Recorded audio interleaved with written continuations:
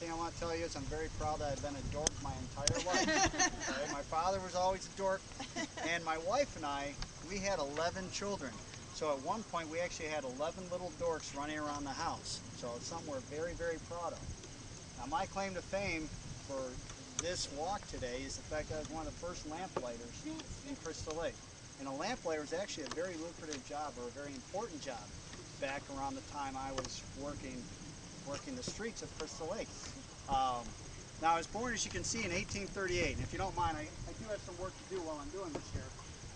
But I was born in 1838 in Prussia, which you now know today is Germany.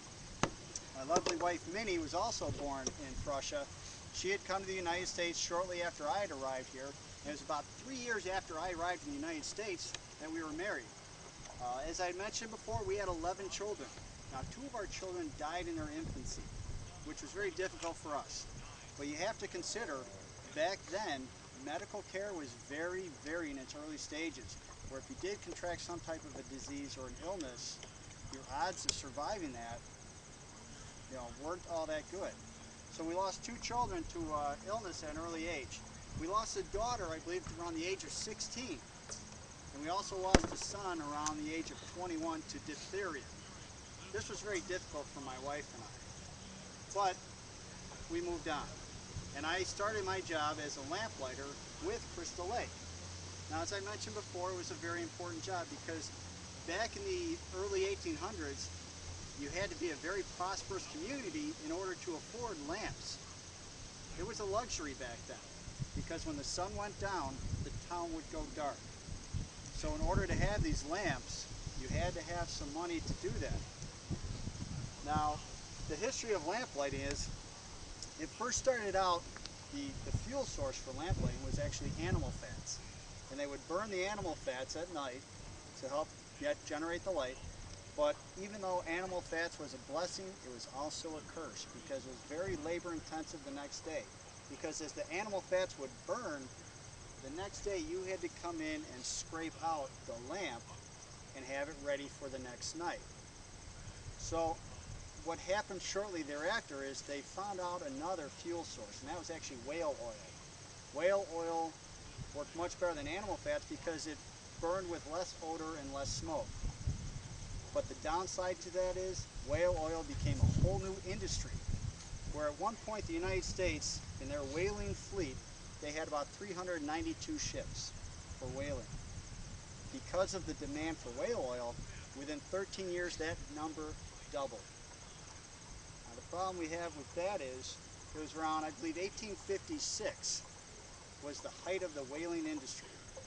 A year later, coal oil was developed, which is today referred to as kerosene. This coal oil was easier to obtain, cheaper to produce. But again, because of the demand based on street lamps, there were over 30 kerosene manufacturers in the United States to accommodate this demand. So kerosene came along. Now, Crystal Lake, in what year was that? It was around 1887, I believe it was. Crystal Lake authorized the purchase of 8 of the finest street lamps. So those lamps were purchased, but the problem with them is those lights did not provide much illumination for the streets. Again, they were more of a luxury. So it was the role of the lamplighter who would go out every evening at dusk to light the lamps, but it was a requirement that at 10:30 the lamps would be extinguished. So every night at dusk, I'd go out here and light the lamps, and by 10:30 I'm coming back to extinguish the lamps. But that wasn't my only job. The next day I'd have to come back, clean every lamp, make sure there's enough fuel for it for that evening. So there was many hours involved in this job. But also at the same time, I was actually considered one of the first police officers for Crystal Lake because as I am out taking care of the lamps, part of my job was to watch the neighborhood, and essentially be a night watchman. So that's basically been my life story. My wife and I are laid at rest together here. My son Eddie is here. I have a daughter who's buried over at Lake Cemetery as well. Does anyone have any questions that I can hopefully answer for you? What was the wages? The wages? I earned about $120 a year. Now, Crystal Lake had bought an additional lamp one year, and as a result of that, they offered me another 35 cents a month for the care and maintenance of that lamp. Yes? How did it happen that the family got separated when at burial? I think the family had separated as far as moved away, and when they passed on, that they were buried out in their respective areas where they were living at that point. I believe the one daughter I have was brought back to Crystal Lake to be buried.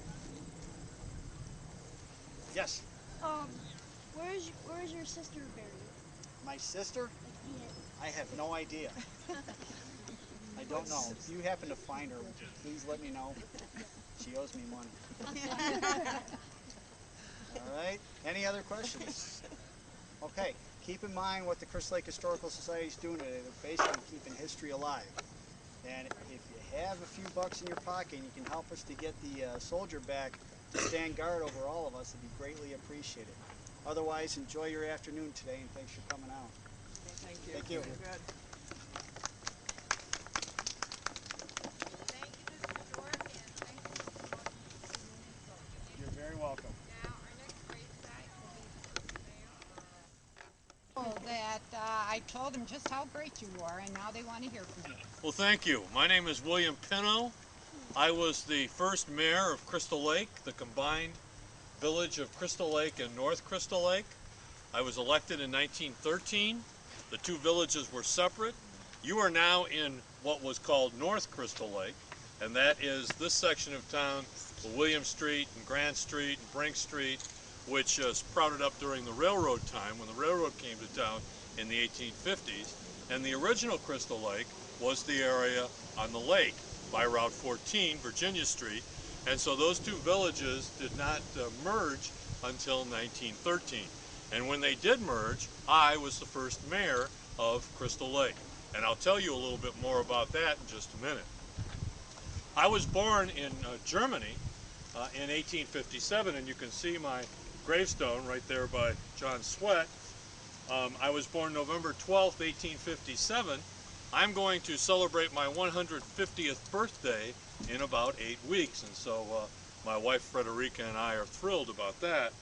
My father was Carl Pino and my mother was Frederica Engel, and both my parents were born in Germany, in the Mecklenburg, Germany area, and we came to Crystal Lake in November of 1873.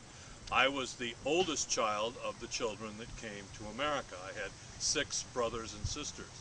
And we lived in town for a while, and then my father bought a farm outside of Crystal Lake, and I helped him farm, and we lived out there for 14 years on this farm.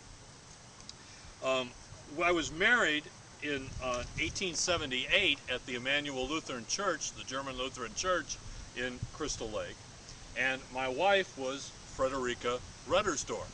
And Reddersdorf and Pino are both old names in Crystal Lake for those of you who have lived here for a long time. The Reddersdorf name is another old name in Crystal Lake.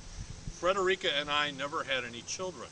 We lived in the Reddersdorf house on McHenry Avenue for the year after we were married. And at that time, McHenry Avenue was a narrow road. It was very narrow, and it connected the two villages of North Crystal Lake, Nunde, and Crystal Lake. And for the first year of our marriage, I worked for C.S. Dole at the ice houses on Crystal Lake, cutting and hauling ice. And this was back-breaking work. And so after a year, I'd had enough of it, and I decided to go into farming. And so Rika and I bought a house, a farm, on the west end of the lake, and we stayed out there all the way from 1879 until 1894. And in 1894, I'd had enough of farming, and so we came back into town and bought a house right on Crystal Lake Avenue. You'll still see there's a sign in front of it today, the Pino House. And we lived between William Street and Main Street, just a little west of where Rosenthal Lumber used to be. And I became a store owner. I bought out Frank Smith of the Throop and Smith store, and if you have a book, you can see a picture of it. It was right downtown where the Home State Bank building eventually stood. And I was there until 1904, And in 1904, I sold out and decided I was going to do something else. And I bought a farm for an investment, a 96-acre farm, and I went into the insurance business. And then along about 1913, after years of squabbling, the citizens of Crystal Lake and North Crystal Lake decided to merge their two villages. And so here I was. I had lived on the west end of the lake for many years on farms. I had been a retail store owner in Crystal Lake, in North Crystal Lake, in Nunde, and so I was elected the first mayor. I had roots in both of the communities. And I was re-elected in 1916. And when the Home State Bank first opened in 1915, they asked me to be its first president. And so I became the first president of the Home State Bank. In fact, I served in that capacity all the way until my death in 1934. When I died, the Crystal Lake Herald, I had written my own obituary, but the Crystal Lake Herald, they printed it, but they printed it within a larger obituary. And when I died, the Crystal Lake Herald said of me,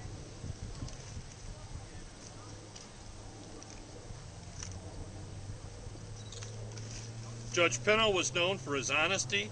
No fair-minded person ever accusing him of being dishonest. Judge Pinno was one of the real builders of the community. Now, I didn't write that, they did. I wrote a psalm from the book of Psalms, and they did put that in my obituary. And I'd like to read that to you today. Nevertheless, I am continually with thee. Thou hast holden me by my right hand. Thou shalt guide me with thy counsel, and afterward receive me. Now you see the gavel here, and you see my robe, and of course Judge Cowlin is over here, near me. I was also a Justice of the Peace in Crystal Lake. And the Justice of the Peace system lasted until about 1970, but I served as a Justice of the Peace hearing small petty cases and small claims court cases. And so I got the name Judge Pinno. And so from the time I began as Justice of the Peace in the 19-teens until I died in 1934, I was known as Judge Pinno. This court is adjourned.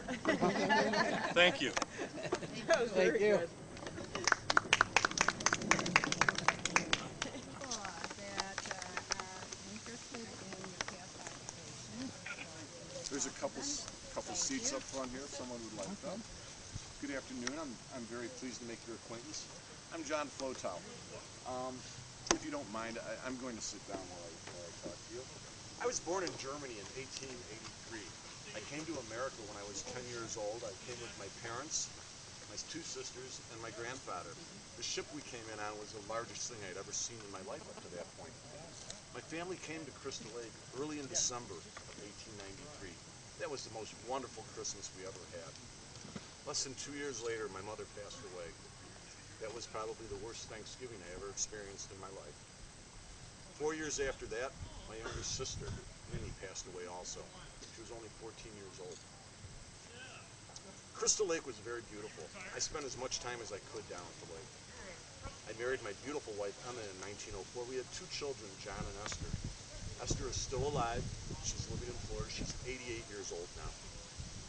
Most people don't know that I worked at the terracotta plant as a laborer before I opened up my own cigar, candy, and ice cream store.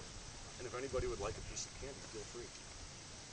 I also served in the Army at the end of World War I. I believed that you should give back to your community. My father taught me that. When the village of Crystal Lake was formed in 1913, I served as the first village clerk. 2 years after that, the city of Crystal Lake was formed, and I served as the first city clerk for 14 years until 1928. Let me tell you how the Crystal Lake Park District got started. Back in the 1850s, the public had always had access to the lake, starting from the 1850s. First, the Dole Company, the Dole family, and then the various ice companies that harvested lake on the ice to take into the city of Chicago allowed people to use their property for swimming, fishing, boating, picnicking. As we approached 1920, people in town were concerned. Houses were being built around the lake. They didn't think that they were going to have public access anymore, and they wanted something done to ensure that the public of this community would always be able to enjoy the lake. We decided to do something about that. We decided to form a park district. The first park district in Illinois was formed in 1830. That was the city of Chicago. In 1893, the year that I came to America, the state legislature in Illinois passed laws that allowed any community to create a park district to ensure that public would have use of properties. A vote was held on November 21st of 1921. The vote passed 1,086 votes to 92. The Crystal Lake Park District was formed. The first commissioners, Ben Rao, Frank Schramm, Dennis Kelly, and P.F. Rosenthal, and myself, I got elected to a 6-year term, I'm pleased to say. We started to negotiate with Consumer Ice Company to purchase property along the lakefront. We couldn't reach an agreement with them, so we began condemnation proceedings. Shortly after that, we were awarded 1,500 feet of property of lakefront along the lakeshore, and also 30 acres of land. That property is known as Lake Park. Most of you might know as Main Beach. That cost us $19,250 to purchase that back in 1922. In 1926, we decided that we needed to have a building there for the people to enjoy. So we began construction and finished the building in 1926. That's the Main Beach Recreation Building. It cost us $40,000 to build that building back then. It was beautiful, absolutely gorgeous. A huge dance floor, concessions on one end, a bathhouse on the other end where people could come in and change to go into the lake. I was reading an article just here that the Herald had been reporting there were rumors going around that people were being charged to come in, residents were being charged to come in to use the lake. Well, that's not quite true. If you needed to rent a bathing suit, it would cost 25 cents. If you wanted a locker, that was another 10 cents. And if you needed a towel, that was 5 cents. So you could spend 40 cents to go to the lake, but if you brought your own things, you wouldn't have to do that. The one thing that we have stopped, though, and we're not allowing anymore, is we're not letting you folks change from your street clothes into your bathing suits in the parking lot in your cars. You cannot do that anymore. Okay? But you can go to the lake for free. If you come down dressed in your suit already and have a towel or some other appropriate clothing on it, you can remove that out in the parking lot and then just walk into the beach, and you don't have to use the beach house. But it's a beautiful house. Beach house, you should use it. We had a grand opening celebration the week of July 21st in 1926.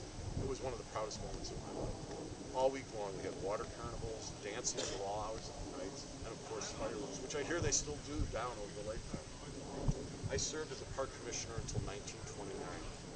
One of the things that I found in coming back that I'm most excited about is that I found out that the Crystal Lake Park District now has over 1,400 acres of land that is property that is available for the public to have access to. We never imagined that what we started in 1921 would have turned into something so wonderful. It's gratifying to know that what we thought was so important and we felt so strongly about back then, 86 years ago, that people still believe that is important now. I have a question. Can anyone tell me what's going on with the lake lawsuit?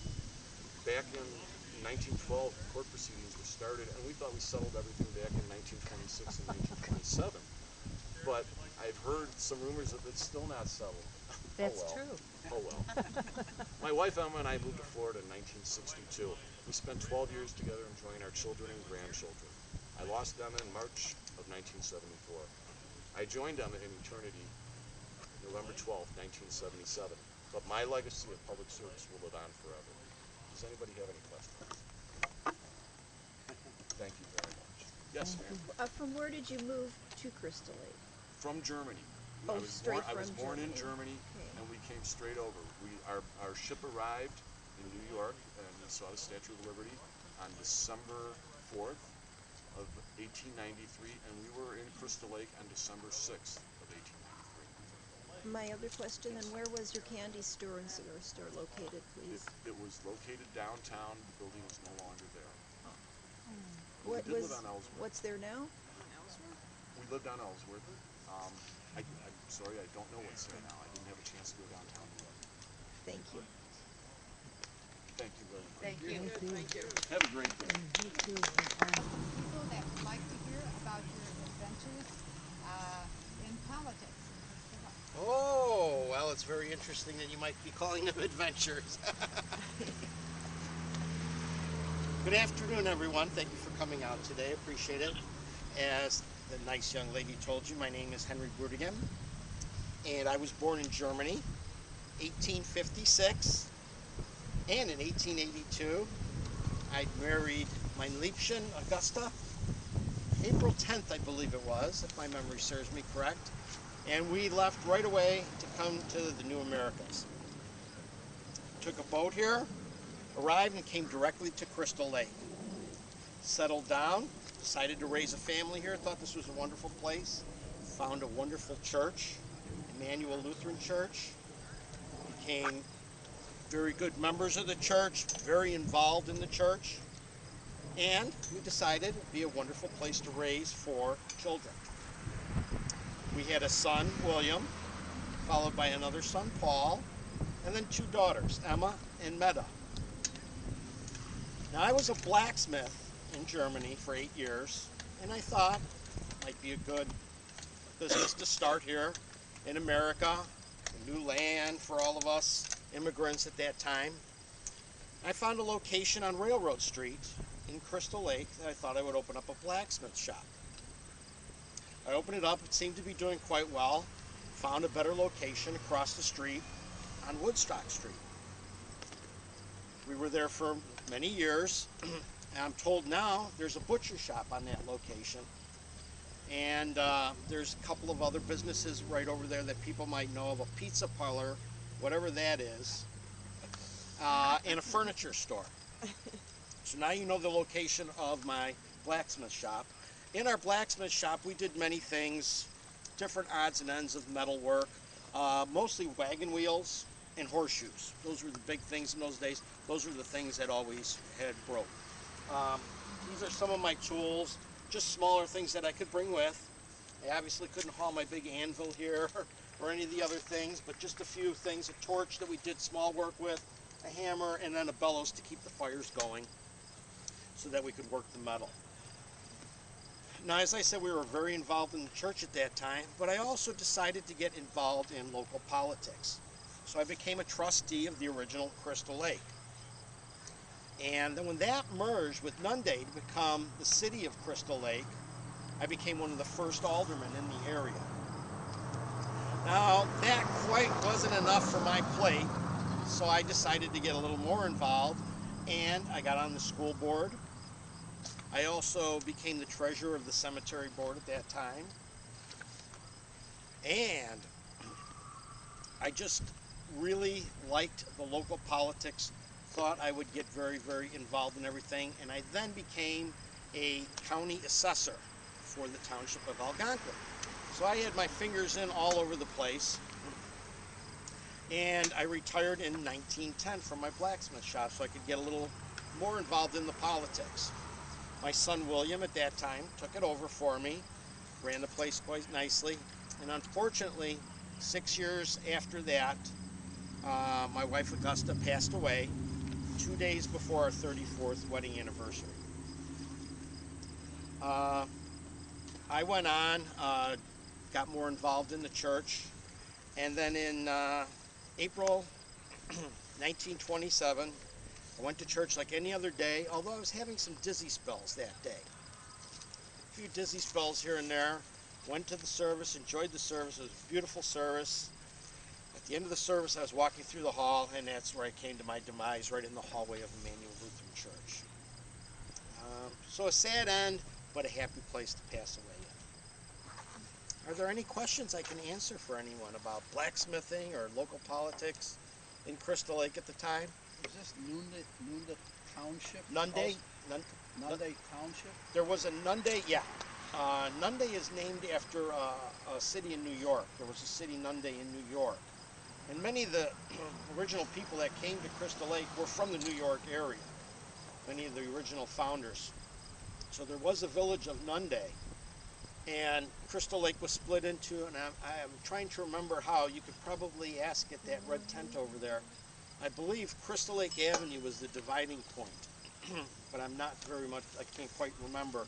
But one part was Nunde, and then it was Crystal Lake on the other side, and then they merged together and became the city of Crystal Lake. And all of these things can be found out from the Crystal Lake Historical Society. They put on a lot of wonderful things for all the local people and all the people from the general area who want to learn more about Crystal Lake. Any other questions at all? No? Thank you very much. Well, thank you folks so much. I appreciate you coming out today. Be careful as you're walking because this ground could be a little bit uneven. McHenry County Court is now in session. The Honorable Henry L. Cowlin presiding. Court's now in session. Come to order. My name is Henry Lye Cowlin. Now I have a rather odd middle name for a judge, but you spell it L-Y-E. I was named after Henry Lye, who married my great aunt Sarah Cowlin. Henry Lye and Sarah Cowlin came to the Crystal Lake area, Nunda Township, in about 1850.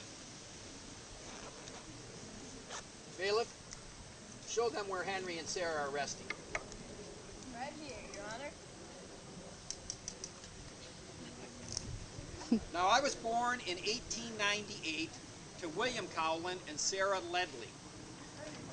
William Cowlin came to this area in approximately 1890 at the age of 20 or 21.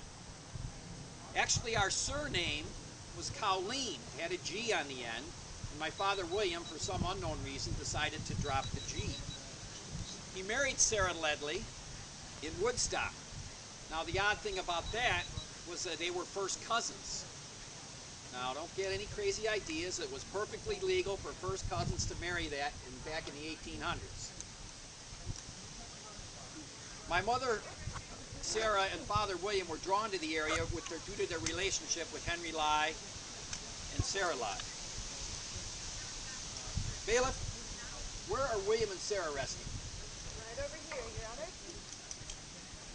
I was born in the family home at 30 North Walkup. There was a smaller house there first, and that house was moved down the street to 22 South Walkup. Both houses are still standing today. The bigger house at 30 North Walkup is currently occupied by an accounting firm. I went to Crystal Lake High School and on to the University of Michigan Law School. I was graduated from the University of Michigan in 1917. I also played some baseball there. I married Emily Galuli, my wife, in 1923 in Chicago, Illinois. Bailiff, please show the people where Emily's resting. Right over here. And my gravestone is right next to Emily's.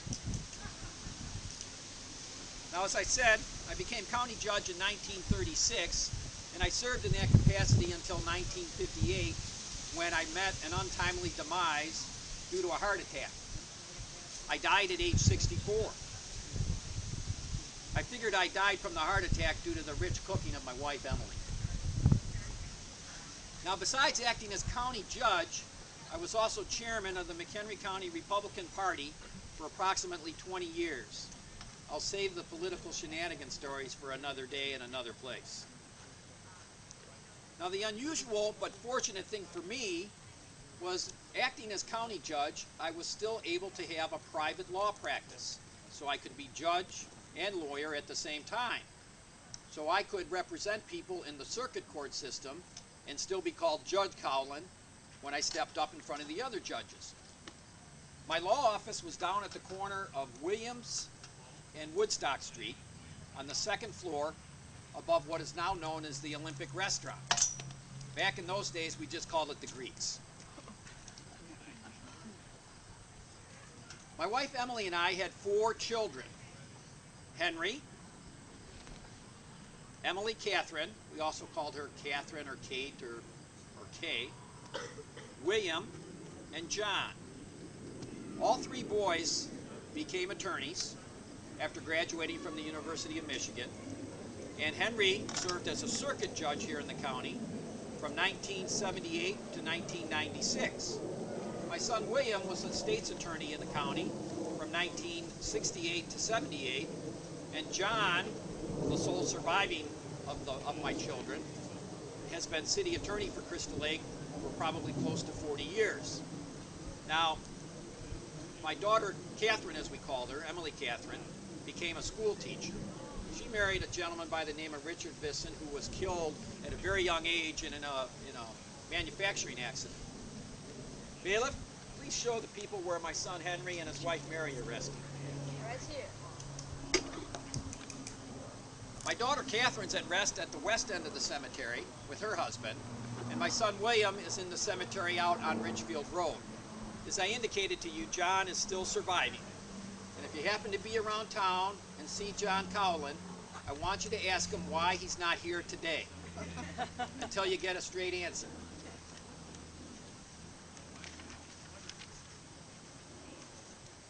Now, young lady right here in the jean jacket, I think you need to step forward. Bailiff? Would you state your name, please? Michelle Michelle, what's your last name? Wiskowski.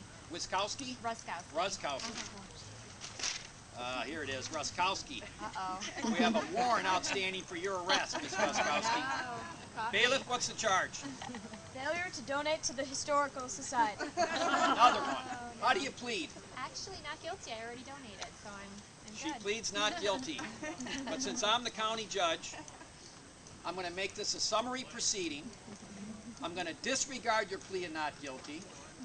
We're in the 1950s. You don't have any rights. I find you guilty, and you must pay a fine of $50 more to the Historical Society. Okay. Court's adjourned. Thank you very much. Thank you. My bailiff here is Joseph Cowland. He's a great-grandson to the first Judge Cowland, Judge Henry Lai Cowland. And my name's Jim. I'm grandson. And Henry Lai Cowland's information is actually over here on the monument. This would be my father and mother. So Grandpa's back here. Great-grandma and Grandpa are here. And then on the other side are Henry Lai and Sarah Lai. So, thank you for coming. I'd be happy to try to answer any questions if you have any. Thank you. Thank you. Your dad? Yes. Right. Ham. We always just call him. Ham, right over there. I think getting out of it around that. He died in.